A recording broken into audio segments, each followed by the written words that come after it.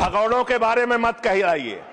देश का प्रधानमंत्री गैस के संकट के इस समय में किस गुफा में छुपा हुआ है, पहले उसको निकाल के लाइए। आप पहले उसको निकाल के लाइए। प्रधानमंत्री किस गुफा में छुपे हुए हैं? पूरा देश गैस की लाइनों में खड़ा है, प्रधानमंत्री गुफा में छिपे हुए हैं। प्रधानमंत्री को निकाल के लाइए।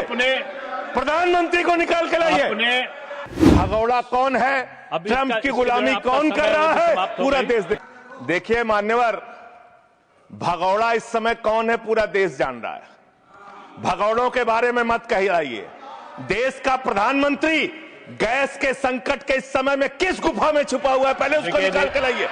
पहले उसको निकाल के लाइए। प्रधानमंत्री किस गुफा में छुपे हुए हैं के बारे में आप हमारे ऊपर टिप्पणी कर रहे हैं, का प्रयोग नहीं करेंगे। आप हमारे ऊपर टिप्पणी कर रहे हैं, ये आप हमारे ऊपर टिप्पणी कर रहे हैं।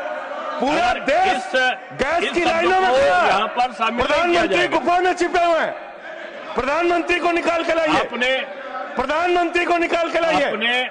मुद्दों पे बात नहीं करेंगे। इस्तेमाल किया है, ये शब्द ठीक नहीं है। अरे मान्यवर, आप मेरा समय जा रहा है। मान्यवर महोदय, मान्यवर मेरा समय जा रहा है, कृपा करके समय।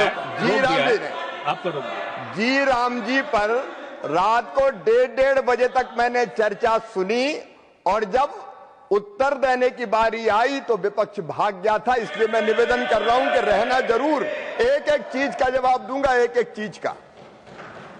दूसरी चीज है, जो भगोड़ा शब्द है उसको उसमें शामिल नहीं करेंगे।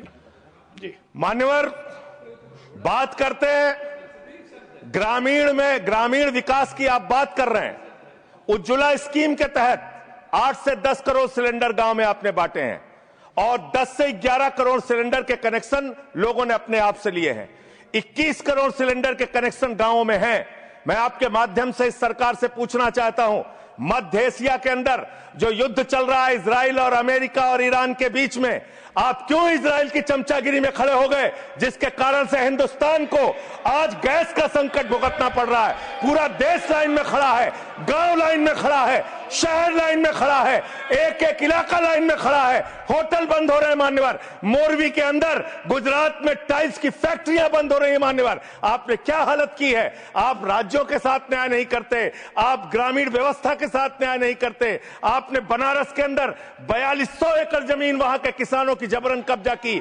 2013 का जो अधिकरण का नियम है, वो नियम आपने लागू नहीं किया। वहां लाठियों से किसानों को पीट के प्रधानमंत्री के संसदीय क्षेत्र में जमीनें कब्जा करने का काम आपने किया। जो पंजाब पूरे देश का पीडीएस सिस्टम चलाता है, 50% भागीदारी पंजाब के किसानों की होती है। आपने पंजाब के रूरल डेवलपमेंट का 8000 करोड़ रुपए मार के बैठे हुए। आप बताइए क्यों आपने पंजाब का हिस्सा नहीं दिया, क्यों आप वहां के साथ सौतेला व्यवहार कर रहे हैं। बताइए इस देश को और पंजाब के लोगों को। वहां पर बाढ़ आई, आप भी गए थे मंत्री जी वहां पे दुख जताने के लिए। आपने वहां की भयावह परिस्थितियों को देखा था। बावजूद इसके 1600 करोड़ रुपए की मदद आपने घोषित की थी। 16 पैसे आपने पंजाब को नहीं दिए। 16 पैसे। यह आपकी दुर्भावनापूर्ण नीति है जो राज्यों को भुगतनी पड़ रही है, जो देश को भुगतनी पड़ रही है। और ग्रामीण विकास के नाम पर आपने इस देश के गांव में रहने वाली जनता को लगातार धोखा देने का काम किया है, लगातार उनको ठगने का काम किया है। चाहे वो आंगनबाड़ी की स्कीम हो, आंगनबाड़ी की कार्यकर्तियां, हर काम में उनको आप लगा देते हैं, लेकिन आप उनको पैसा देने के नाम पर आपको हंसी आएगी, हंसी आएगी, हंसी आएगी। आंगनबाड़ी की योजना गांव में ही चलती है, गांव में ही चलती है, हंसी आएगी आपको। मान्यवर, मैं अंत में एक ही बात कहना चाहता हूं। मंत्री जी ने कहा भागिएगा नहीं, मैं बिल्कुल बैठ के आपकी एक एक बात को सुनूंगा। मंत्री जी, ध्यान से सुनूंगा। जितनी बात मैंने कही है उसका पूरा जवाब दीजिएगा, और अगर आप जवाब नहीं दे पाएंगे तो मुझे भी उस वक्त बोलने का अवसर दीजिएगा।